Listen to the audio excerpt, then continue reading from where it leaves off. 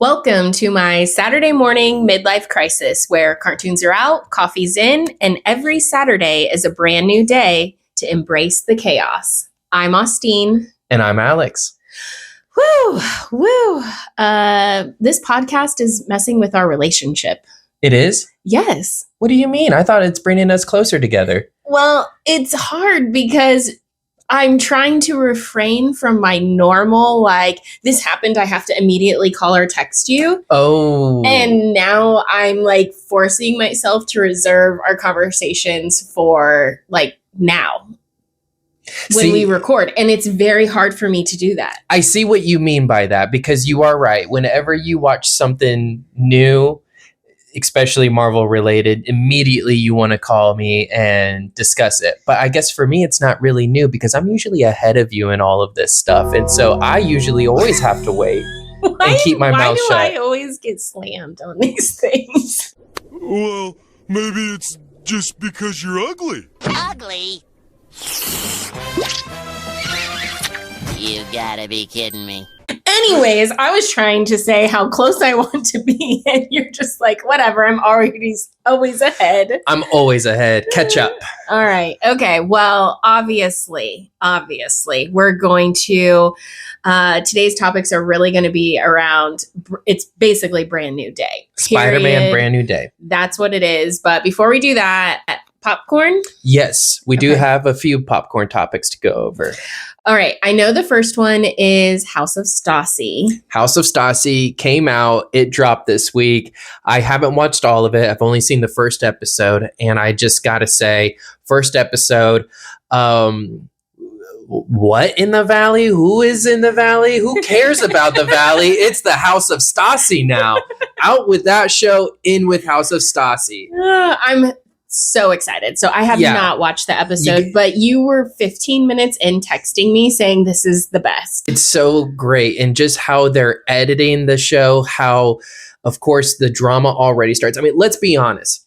When you watch VPR, for those listening and that don't know, Vanderpump Rules, get it right. It's VPR. So when you're watching that, of course, you are dropped into this whole friend group of all of these people that have this history, and you do grow some sort of attachment to all of them over some particular time. But let's be very honest, the first half, maybe even the first whole season, you are very focused around one particular person, and that is Stassi. She's an icon, she's a legend, and she is the moment. Now, come on now. Yeah. And she is Stassi, but also a new Stassi, one that actually doesn't annoy me. Oh, okay. Yeah. Well, and not that an evolved Stassi. It's a very evolved Stassi. Yeah. And I am very excited to see where the show goes because they definitely, from the trailer that was dropped, but then also in the first episode, they give you a teaser of what's to come in the season. And I'm just very excited to see what happens because I do feel like this is an evolved Stassi. Sorry, I just kind of took over that whole. Well, that's topic. fine. I haven't watched it at all, but I've seen a ton of clips. I just haven't had the chance to, but I'm excited for it. Yeah, and I don't want to spoil anything since you really haven't seen it yet.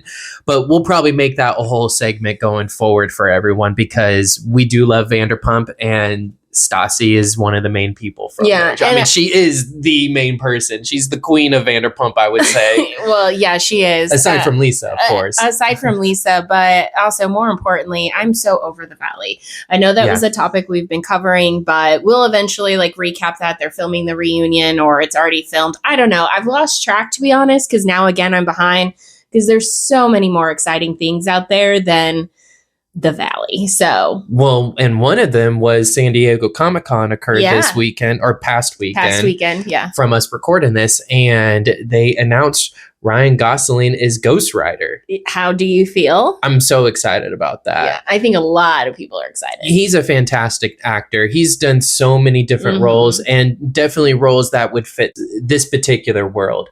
So I'm very excited to see him do it. It's with Sean Levy, who did Deadpool and Wolverine. Yeah. And I don't really have complaints about Deadpool Wolverine. And what I would say about that movie to give Sean Levy credit is that Ryan Reynolds is a big personality. I know the previous Deadpool movies was, I guess, hard for people to kind of like work together and stuff. But Sean found a way to work with him, and they put together a pretty good movie, I think. Whether you love it or not, I think everyone can agree it's the best one out of the three. I think we can all agree on that. Oh, from the Deadpool? Yeah. Oh, yeah, for sure. So, and I think a huge props to that is the director on figuring out how to work together with these actors. So, plus him and Ryan Gosling are doing a Star Wars movie currently. So they're putting together a movie right now. And so they already have a history working together. And so I'm excited to see them continue working together. I do have one particular prediction. Okay. And that is that he won't be the Johnny Blaze version. Okay. That he's going to be Donnie Ketch.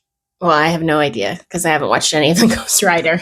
That's on my to-do list. Well, he hasn't been in a live action version, but I do think that that's going to be the version that they do. And I think they're going to use this as a way to introduce the Midnight Suns, which is going to pretty much Marvel's supernatural Avengers team, essentially. So I think that that's how we're going to get Moon Knight brought into this. On this team is actually Johnny Blaze version of Ghost Rider as well. So maybe fingers crossed that they will still bring back Nicolas Cage's version of Johnny Blaze, and it'll be kind of a team up thing. I don't know. This is like further predictions of what they could do with the character, but it also opens the door for them to finally get Blade into a movie, since it would be a Midnight Suns kind of version. Punisher has been a part of that team in the comics. So there's a lot of cool things that you could do with that group. And I think the Ghost Rider is going to be the opening stepping stones for that. To that. Yay. Well, that's exciting. And then there was another casting announcement that was pretty big. Yes, Black Panther. Or should I say T'Challa Jr., all grown up. And it's the actor David Johnson. So I've never seen anything that he's in. Me either. I looked him up and I didn't see a few things that I couldn't find anything that I recognized. It seems like he's in movies or franchises that people do like, though. So I don't see any kind of like negativity about him personally, but just more of the what's going on more so. One of the things that I see a lot of people saying is that it's kind of weird that they're aging him up so quickly, but other characters haven't aged as quickly in that particular manner. And I'm just here to say that that's because, guys, this is going to be after Secret Wars. And I guarantee if they're following the Jonathan Hickman version of Secret Wars, this T'Challa is going to be kind of a multiverse version. And after Secret Wars happens, they're going to take all of these characters from the multiverse and they're going to take the ones that they want to keep and they're going to now unify them in one universe. Okay. And so that's what's going to happen. Okay. So we're going to end up getting a grown-up T'Challa Jr. in maybe Doomsday or Secret Wars. That is going to be a grown-up version of Shuri's nephew. Then from there, after Secret Wars, they're going to be all a part of this one singular universe where now Shuri has a grown-up nephew that can now take the mantle as Black Panther. Okay. Interesting. Well, more and more exciting things to look forward to in the Marvel Universe and then outside of the Marvel Universe. Yeah. I'm so excited! I'm so scared! Okay. Are you ready? Talk about Spider-Man Brand New Day? Yes. So let me take a sip real quick. As you do that, spoilers ahead. Everything about Brand New Day will be spoiled. If you by now have not watched Brand New Day, what are you doing? This is ridiculous. I'm pretty sure the mic is going to pick up every slurp that you just took. So I don't know what's in that coffee today. You treat an outside wound with rubbing alcohol, you treat an inside wound with drinking alcohol. Regardless, spoilers ahead. If you have not watched Brand New Day, don't know what you're doing. Shame on you for not watching it. And if you've been super, super busy, you better find a moment, pause the podcast, and then come back to us. So you can start us off since this is your favorite. This is my favorite. This is your lane. Spider-Man is my ultimate favorite. He is my everything. He is your everything. Yeah. So guide us how you want to start. You want to do a ranking? You want to just give me your thoughts? What do you want to do? Well, yeah, we can just go ahead and start off out of 10, what we think. Okay. All right. What do you think out of 10? Gosh, then he tosses it to me, so I have to go first. So I'm going to give it a very solid 8.5. Okay. I give it a 6. I figured. I am very disappointed. Yeah, I figured you were going to be disappointed. That's why I couldn't go higher. Gosh, it's going to be really hard to break down this thing. So I'll do my best to guide it, and then you can give me your points of perspective. Okay. Okay. So because you're going to need to help keep me contained and controlled. I have used up every bit of my patience. I have used up every bit of fucking self-control. Before the Spider-Man Brand New Day came out, everybody's hypothesized, theorized, who are all the characters, what's the story about, etc. But I think we had an epiphany just a couple days before we actually watched the movie, and it wasn't recorded. We were like, darn it, we should have recorded this conversation between us. But really, our conversation was about what's the purpose of this movie. We had not talked about the purpose of Spider-Man Brand New Day. And so as we approached the theater, I definitely had a little bit of like a blank canvas because I wasn't sure what the purpose of this movie was going to be.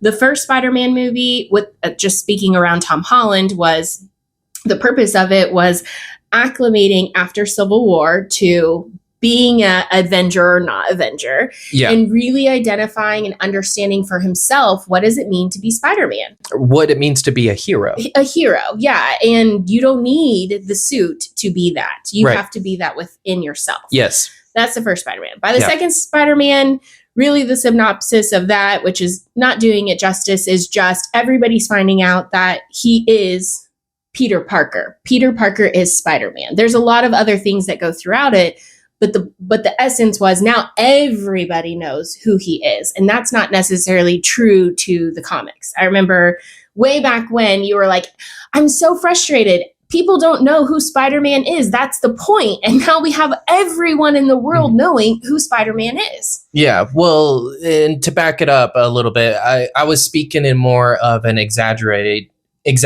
sense because I did like the ending of Far From Home where his identity was exposed to the world because that did set up a good plot point then for No Way Home. However, it didn't hold the same weight as what I think it could have because at that time of it being shared with the world, Aunt May already knew, his girlfriend knew, his best friend knew, all of the Avengers knew. Like there wasn't anyone that was significant and important to Peter that learned this information that then made his world really feel upside down. They had to go into No Way Home and explore the school aspect of stuff, of them not getting into college to really make it seem like, okay, there was consequences to that happening.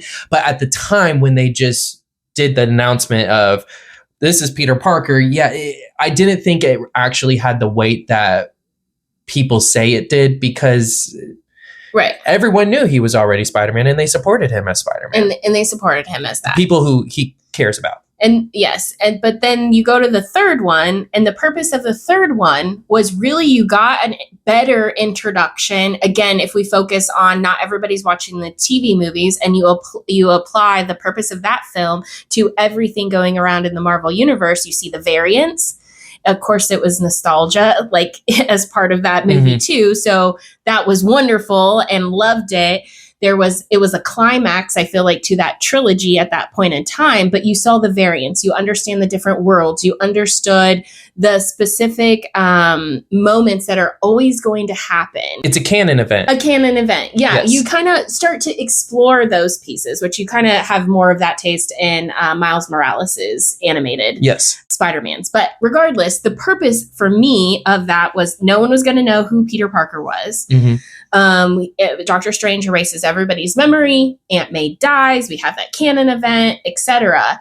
And again, for the broader MCU world, you're getting that exposure. So when we headed into Brand New Day, I was like, well, what is the purpose of this movie?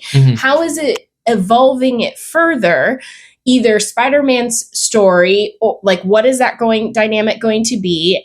And or how is it setting up Doomsday, since it's right in front of that, pretty much right in theaters. I left that movie going on the purpose of this movie was. Okay. Whatever that means.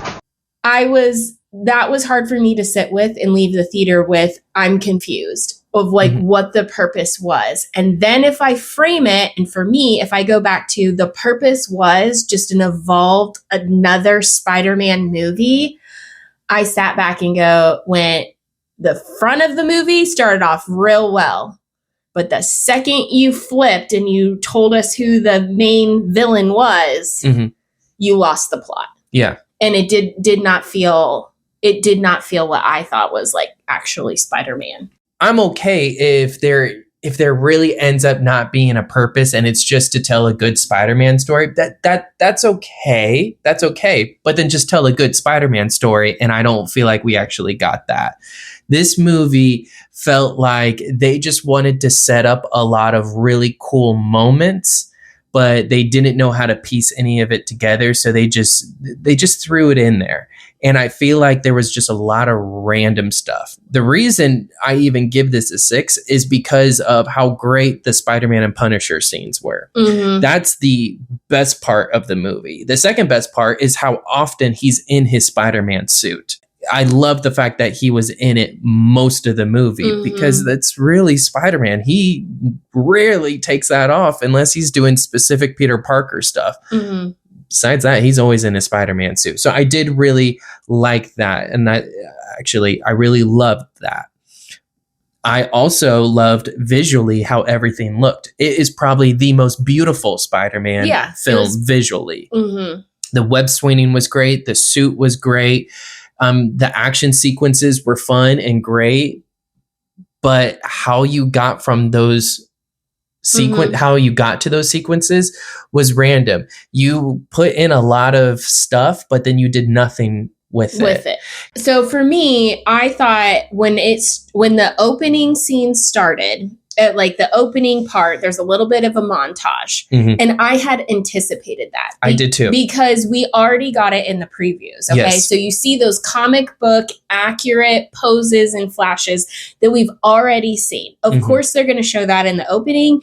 And you can't have that many villains and not have some type of montage. Yes. Okay. So I anticipated that's how it was going to be. I appreciated how they fast forwarded his story. So they go into MIT and then basically you're seeing like Ned and MJ's life, Peter's life, and then Spider-Man's quick evolution to bring us forward. Very great start. I was like, oh, this is a really good honestly start. Right after the Marvel logo and it was his Spider-Man mask behind the Marvel logo, I was instantly going, this is going to be something special. Me too. But then anyways, the movie went on. Went on. So the beginning, really loved how it started. I love that he constantly was bringing Aunt May flowers. It was very sweet. Yeah, beautiful, sweet little touch. I liked at the kind of like, I think it was like kind of, well, as you progress into the movie, you have the tank that starts to go through the crowd and the streets. And by then, Spider-Man's already had the key and whatever. So you know that he's well established in his area of he is Spider-Man and he is there to help and support and protect. Yes. And I love that DeWolf was there. So that is a character in the comics and that is a relationship that he does have. So I love that they added that character in there and that he had that phone to phone kind of conversation relationship. I love that. That was great. Again, beginning really of the movie. Start. Yeah. Beginning of the movie. Really good start. Yeah. So the tank goes on and you see it plowing through, and by then the Scorpion is already in jail or whatever. And the tank is going, and correct me if I say anything wrong, but the tank is going through the city and it's going to crash into the damage control building or facility. Yes. And so as it goes in, Spider-Man does everything. He opens up the tank. And it is an older woman. Yeah. Which was like wait, okay, this is interesting. Well, that was in the trailer. Oh, well, I had missed that. Okay. I don't watch everything. It scares me to be still. It's terrifying, yeah. But anyways, it's the woman. And then you fast forward and you see something jumping from her to guard, to guard, to guard, to guard. Yes. Which, again, we did see that kind of like evolution throughout the trailer. And so it was like, okay, now we're getting the villain of whoever this might be. Yes. And as the story continues, it's very much Peter / Spider-Man trying to navigate his health because he's having bad headaches. He's starting to evolve. So you're seeing those pieces. For a moment, I was like, oh, are they doing like a little bit of the man spider that he had mentioned? Yeah. When he's all in his cocoon, which again, we've seen all of these pieces and we just keep seeing all this. And I kept thinking like, well, what's going to happen next? Yeah. What's going to happen next? And for me, when he was listening to the Spider-Man evolution on the video, then we heard the voice. Yes. Which we've talked about before. Keith David. Yeah, Keith David. Spiders have 3 life cycles. And I was like, oh, okay, well, that's kind of a letdown, but maybe there's something later. I was thinking the same thing. I was like, okay. Maybe he's going to go visit him. Yeah. Like, we know he's going to go visit Bruce Banner, but yeah, maybe he visits this documentary person that has yet to be named. I thought the exact same. So I was like, okay, I can keep going. We see a little bit of his interaction with Ned and MJ, which I was like, okay. Like, it was sweet. It was sweet. It was a good way. Boy, that had to be hard, though, as a husband to watch his wife kiss another man. They ask you how you are, you just have to say that you're fine when you're not really fine, but you just can't get into it because they would never understand. But I liked Ned in there. I liked his little quirkiness and his Spider-Man tracker and, you know, I'm not a weirdo, like that kind of stuff. All great. But then we see, like, I don't even know how, it's hard to describe the transition because the transition just like all of a sudden happened. I know the transition. Oh, okay. I mean, and I know what it is too, but that's part of where there's a problem with the movie. Go ahead. All right. Everything that you're saying, I agree with. How the movie started, I was on board with it. I knew that those villains were just going to be a montage. I wasn't sure if we were going to see more of them later. So I'm not really disappointed that we didn't see more of Boomerang or Tarantula or anything like that. But what I will say I am disappointed in is, okay, so Scorpion definitely was more of a main focus than the others that were just randomly in here.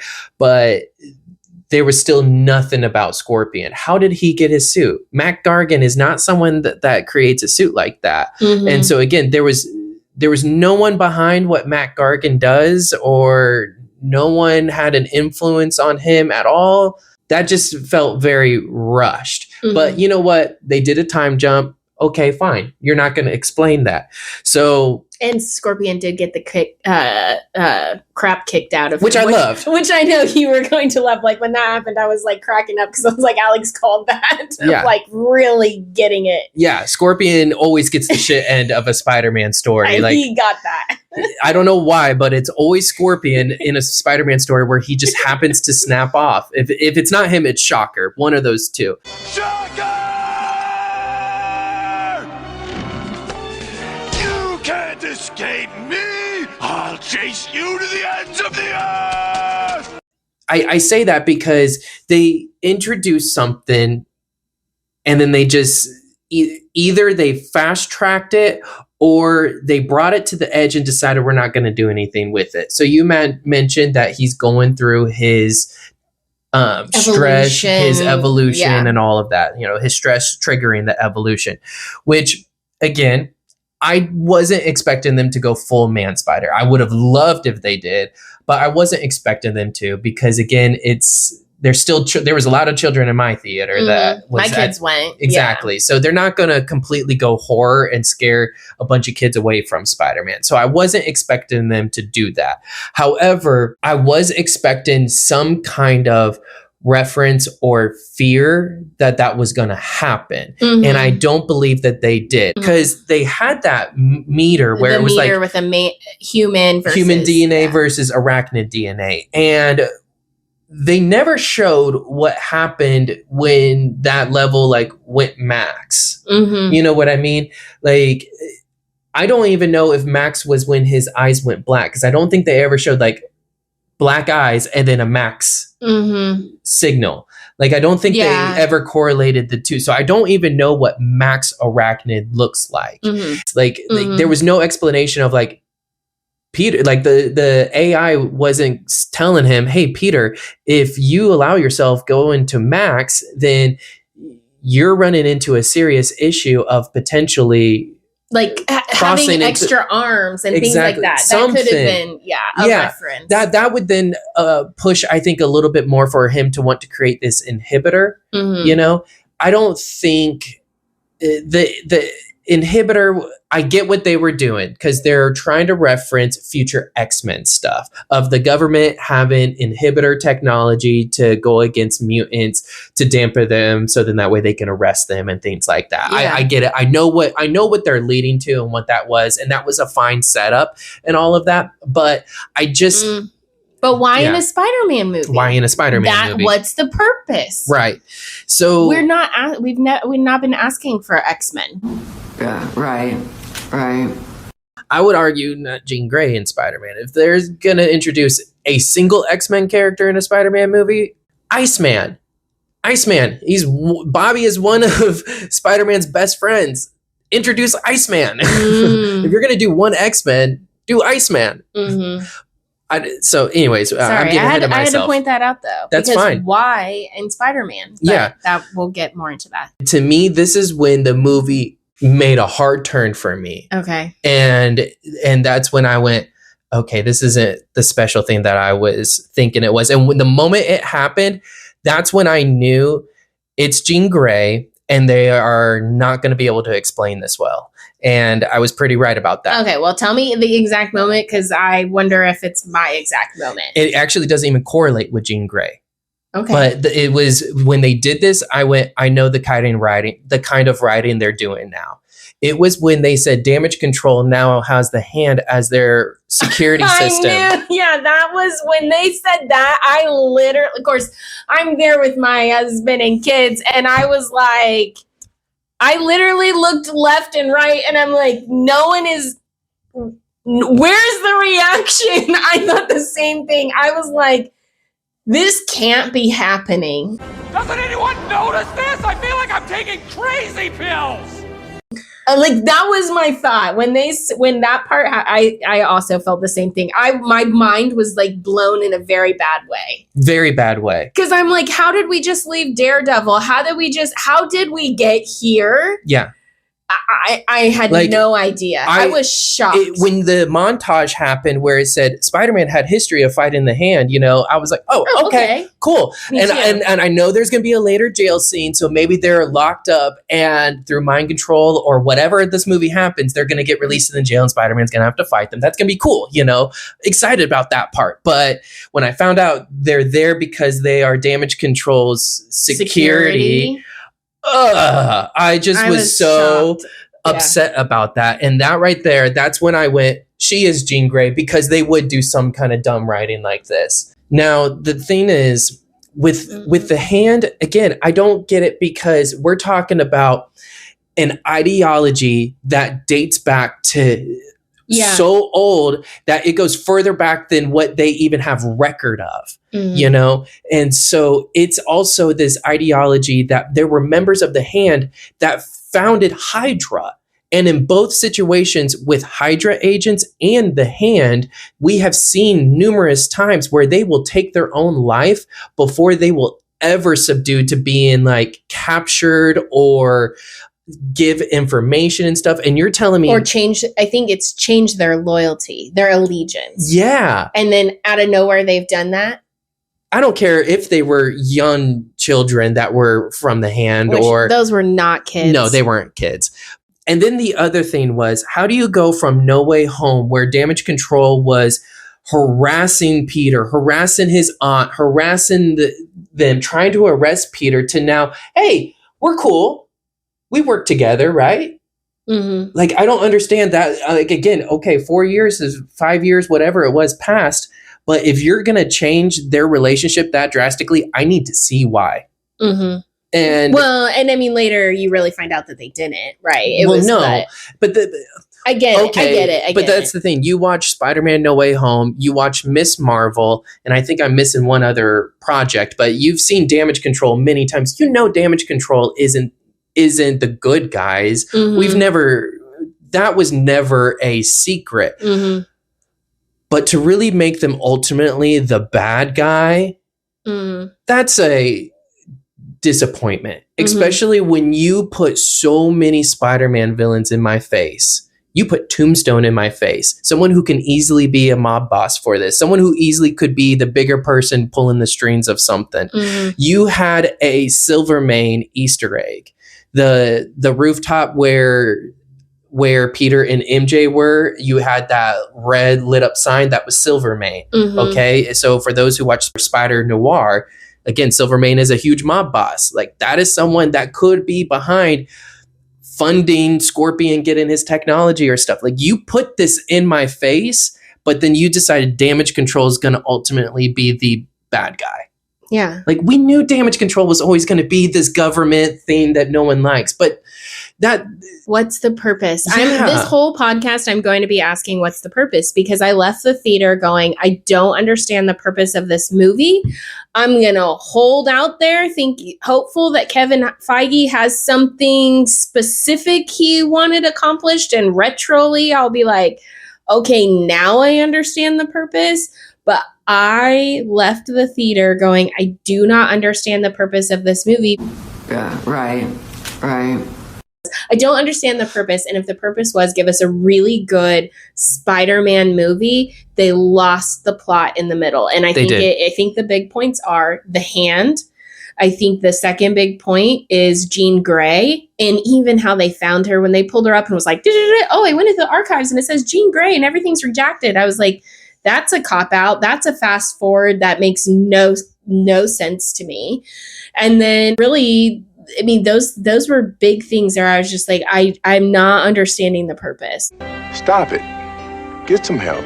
You mentioned that is such a cop-out of how they found that information. So you just helped me with, I guess, a transition. So we're just going to get right into Jean Grey. Because we have to. Because we could pick out all the rest of the things, but this is the thing. And I love Jean Grey. Absolutely love Jean Grey. We had said from the beginning, if she is Jean Grey, fine. Explain it correctly. That's the only ask. What did I say in our previous episode? It's terrible when you have to hinder someone to make it make sense for someone else. Yeah. You know? And even at that, her having this like 30-foot radius of reaching people, but yet she can reach them as far as she wants in a 30-foot radius. To me, it was like, why did it take her so long to get to the head of Damage Control? If she can read the minds of all these people, she already got in the heads of security guards. Mm-hmm. Why didn't she just follow someone for an 8-hour shift from miles away? Because apparently she can mind jump miles away and stuff like that. Like, I just don't understand like why it was so hard for her to get to the mind of him to learn that her sister is dead. Mm-hmm. Mm-hmm. We go into Spider-Man being able to resist her and being immune to her. Well, and I think they were trying to chalk it up by he's evolving to something really strong and she's not yet at full power. And that's how I think they were trying to explain it away. It was inconsistent to what they showed us in the movie because she had control over Hulk. I get it. It wasn't Savage Hulk. He wasn't full Rage Hulk. He was still half Bruce, half Hulk. But the thing is Peter the entire time was half Peter, half Spider. Mm-hmm. And you're going to tell me that the mind of part Hulk is weaker than Peter's half arachnid self. I don't buy that, especially when there was no fear presented to us of him turning into that monster. Correct. Yeah. So, because there was a slight fear, but you didn't understand the full manifestation of what it could become. And it wasn't even a fear. It was more of, I have a headache because there's so much sensory input coming in and I can't contain it. There was no fear of actually transitioning into something he wasn't. I just don't understand why they ended up giving Spider-Man this upgraded resistance to a telepath.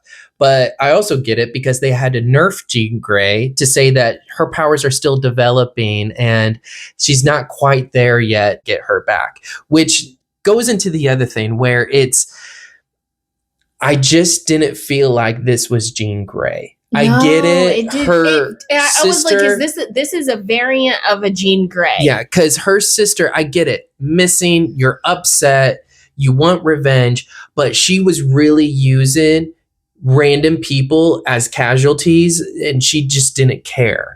She really didn't care who she was controlling. I mean, that poor old lady, like if it wasn't for Spider-Man getting involved, Punisher probably would have blown up that truck, you know? So she really has no remorse for the people that she was putting in danger for her. And I get it. You're seeing red because your sister's missing. She's your only family because you were put up in an orphanage. And so I get that, but it's still not Jean Grey. And even the way that she was communicating, it felt like come on, you goddamn asshole. Like, I'm like, we're getting Max from Stranger Things. And I just saw that goddamn clock, so looks like I'm gonna die tomorrow.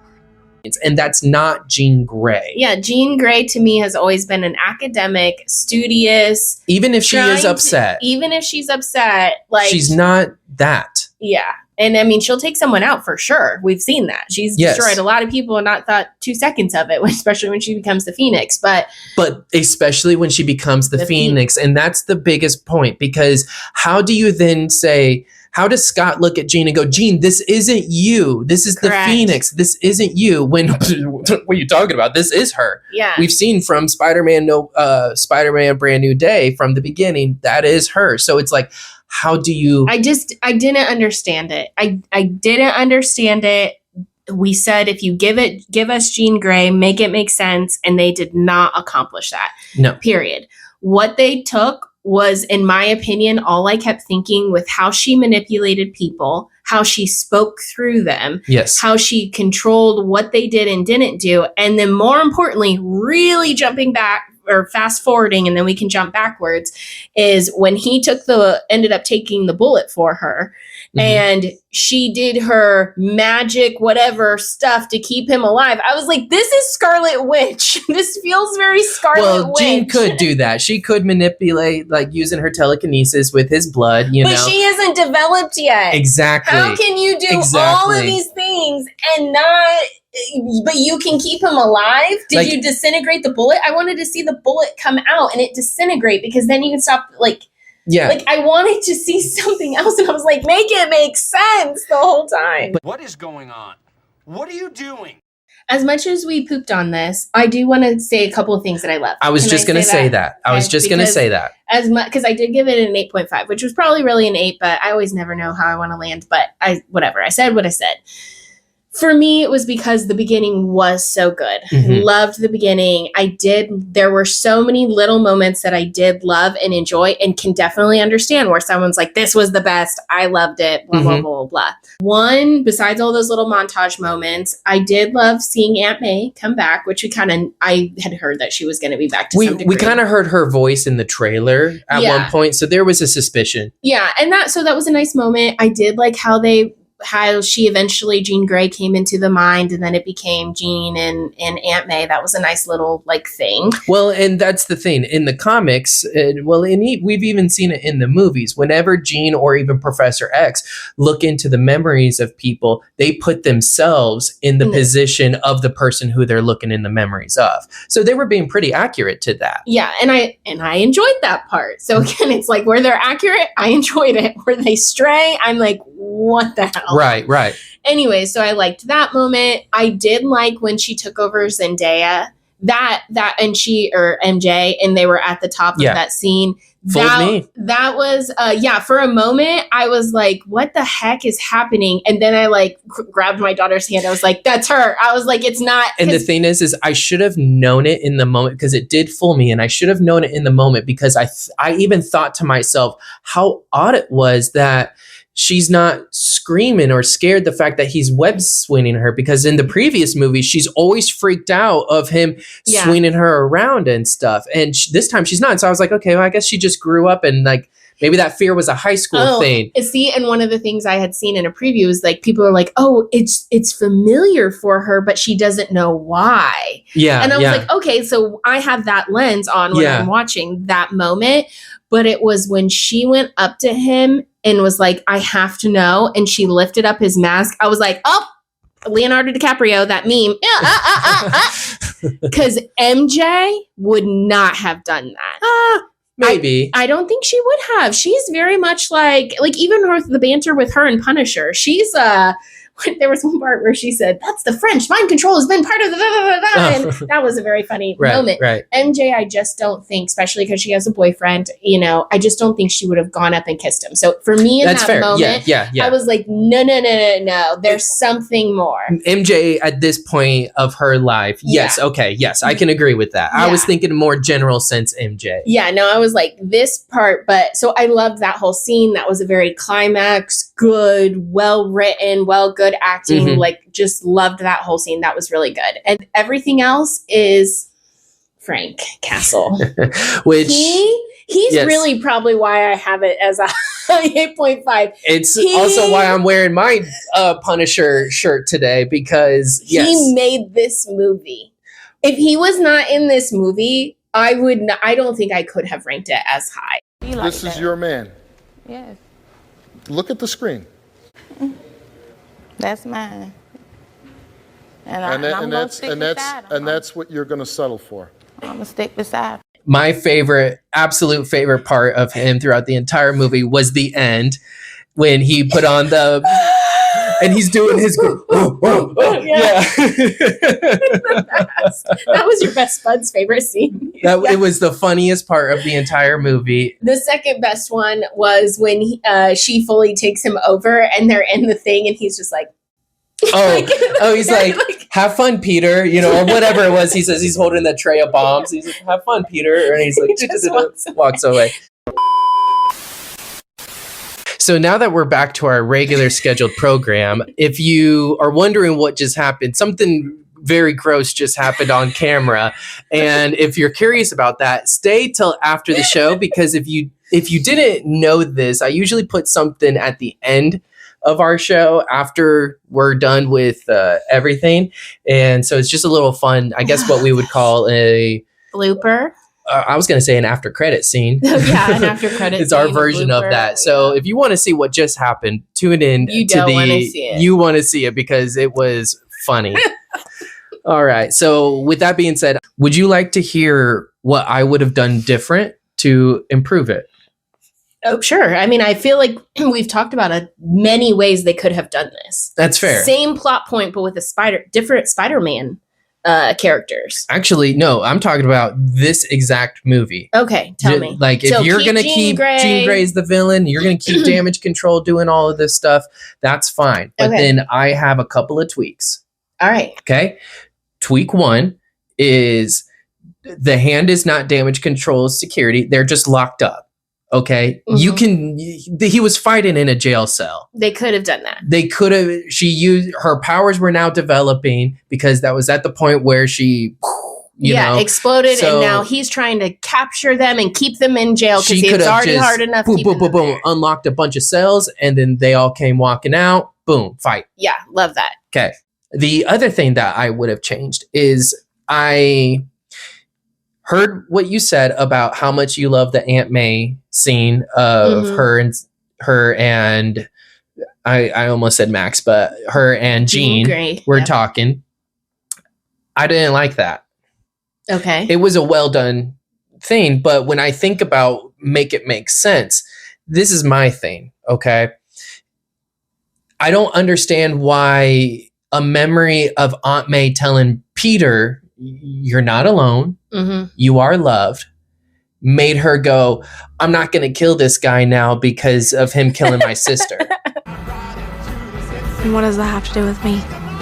What they should have done was Punisher should have had that conversation with her. I do agree with that. It should have been Frank to get her to be like, this is not the path you want to go down, kid. Trust me. She already went into his head, and they made a funny joke of it. Oh, wow, this guy's crazy, which was funny, but that was an opportunity for her to be like, whoa.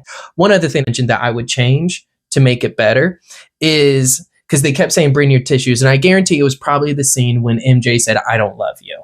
You know, that was probably the scene that they were expecting. But what they should have done. But I was just like, oh, dang. I expect her to say that, especially with this version of MJ. Exactly. Like to me, it wasn't a surprise. No. That wasn't a surprise. If she would have said something else, I would have been more shocked. Like, honestly, I don't think I would have had her find the note. Okay. I think there should have been something else, like how the rooftop conversation went, where she was like, did we know each other, or things like that. What they should have done is they should have mimicked that conversation slightly to make Peter then go, I don't know if I can fully trust this conversation, you know, blah, blah, blah, blah, blah. And then her going, you know, were we something, you know, did you that love same conversation, but it's truly MJ. But it's truly MJ. And then her being like, did you love me or something like that? And then him going, no, I never loved you. But that's Peter making a sacrifice. That's him. That's Peter living with his own consequences. There, maybe if he would have said yes, that could have been the moment where they got back together and it could have been a happy ending. But he chose not to. He chose to be the one to tell her, I don't love you. And then MJ could have said, like, are you sure? And question him, like, no, but you know, like, give it back to him because that's MJ. That's this version of MJ. True, but like you said, she's also in a relationship. She's also in a relationship, and like she did say in the movie, I don't know you, so I don't love you. So we don't really know what she's thinking, and I would have loved to just leave it at that, and then him go, no, I don't. Let's get you home. You know, like, and just end it like that, and let the audience kind of sit with, wow, that was such a hard sacrifice, such a sad sacrifice. I probably would have teared up to that more so. So that's how I probably would have made that better. Yeah. And now I don't want to diminish. I thought Tom did a good job acting. I thought Punisher did a good job acting, or John and Zendaya. I thought the acting was great. And I am always going to say, like, I think Sadie Sink did a great job of what she was told to do. Yeah. She didn't write the script.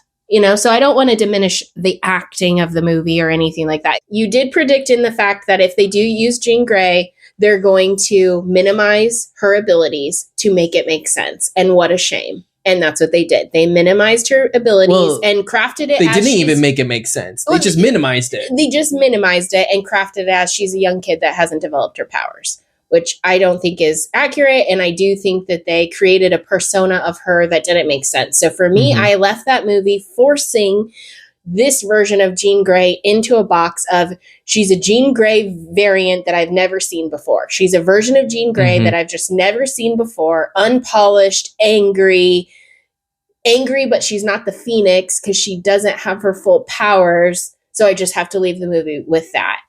So the movie ends, and I was holding out for at least just give me a good end credit scene. You know what I was holding out for in the end credit scene? What? So I was so upset. So I've already just told you all my rants about this movie. Yeah. But ahead of the movie, your best bud, we were like, okay, everyone go to the bathroom before this movie. Okay. So he goes into the bathroom, and of course he doesn't want to go in the women's with me. He's trying to be a big boy, goes in the men's, and I'm just standing out there just like fuming of like, hurry up, because this other Spider-Man theater just let out. Everyone is in their Spider-Man gear. The women's line is forming out the door, and I'm just like fuming because I'm like, I'm not going to make the, you know, to be able to watch all the previews. And these two guys, I wanted to kick them because they're talking amongst each other, whispering. And so I'm like, oh, clearly they're talking about the movie, right? Even though it was a very quiet crowd that came out. And one of the guys goes, yeah, I really didn't know what to do when Loki just appeared out of nowhere. So I had to sit through the whole Spider-Man movie and end credit scene expecting out of nowhere Loki to appear. And then obviously Loki never appears. And that sucks. just was like, You suck. Please don't play with me right now. Just, no, that's it. Please. Let's not, please. That is an awful thing to be sitting in the theater with your own thoughts the whole time. That would be awful. I was like, where is Loki going to appear? Why would these guys say that? Wow, like, they got you good. They did, and I mean, I took it with a grain of salt, but anybody right before you walk in the theater, you can't let that go. Like, I couldn't let that go in that moment. No. I had let everything go, like all the theories. I was like, I'm going to come in as a blank canvas, and I came in with Loki in the back of my That's so funny. But you know what? You just reminded me of something that we haven't talked about yet. What? And that is a big cameo appearance that did appear. It wasn't Loki, but it was Yelena.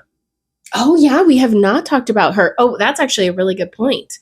Hated it. Yeah, it was, again, another random thing. It was another random thing, and they kept referring to her as Black Widow. Which is fine. But have they referred to her as Black Widow as part of the new Avengers? Because Black Widow was they were the Black Widows. Yeah. Yes, I know. But what I will say is, how does he know about what happened with the Red Room and stuff like that? I don't know. Her to be like, no, we deal with big potatoes. You deal with the small potatoes. And I'm like, the guy that was fighting Thanos. He was there when Tony died. Yes. How dare you? Exactly. So it's just very weird that she's going to tell Spider-Man, what they should have done to make it better is it should have been, because again, we saw Thunderbolts and the end credit scene is them being like, the public's not taking us seriously because there's another Avengers team, Sam's Avengers team.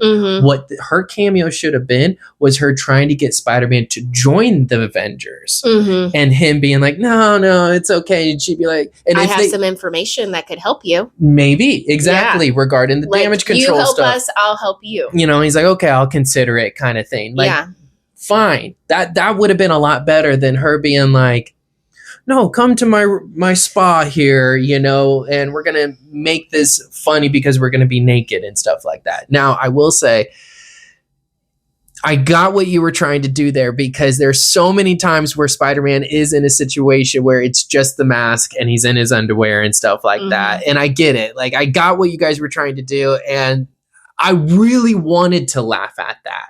But the reason I wasn't is because it just didn't feel like it was a natural situation that got set up for it to happen. It was just, you're going to randomly go talk to Yelena, who's randomly in this spa. That's going to be her office. And she's going to belittle you for a moment and then send you on your way. Yeah. And then again, that you're right, because I blocked all that out of my memory, but that's how they got the information. Yeah. And they needed, again, they were like, oh shit, how are we going to figure out Jean Grey in this movie? And how's he going to know it's Jean Grey? And how do we fast forward through all of this? Oh, we'll just add this in here. Yeah. And I'm just like, I don't get it. Those parts were really hard to watch. And the best thing that they did in this movie, so that they could do all of what they wanted, was have Frank in there. Yeah. Because if they did not have Frank in there, I would have been like, my score would have been lower. Yeah. I mean, my score is probably only where it is truly because of him. And to, I guess, summarize everything of what I'm trying to say here, guys, is that I didn't necessarily absolute hate everything that they did about this movie. What my issue is again, they made a lot of choices that felt unfinished. And because they did so many of those, it just didn't feel like it was a finished movie. I just felt like it was... You walked out of the theater saying, what was the purpose? Yeah. That's it. I'm done. Y'all won't be hearing no more from me. I'm out. All right. Well, so tune in next week when we talk about all the other where things. We will be we will be much happier. Yeah, where we refocus our energy and enthusiasm for Marvel. Or maybe we just refocus and put all of our energy into Clayface and Green Lantern. Woo! Oh yeah, that's right. Because have you seen that trailer yet? No, I've been so busy. Oh my gosh. Okay, we're gonna actually stop this. I'm gonna show her the trailer for it because she needs to see it. It looks amazing. So yeah, well guys, follow us on our social medias. We are at Austine and Alex. We're located on Facebook, TikTok, Instagram, YouTube, and Spotify. Yeah, we'll talk to you next week. Thanks. Bye. was like, you showed me the menu and I went, oh, I'm so excited to eat at this restaurant. And now I got it.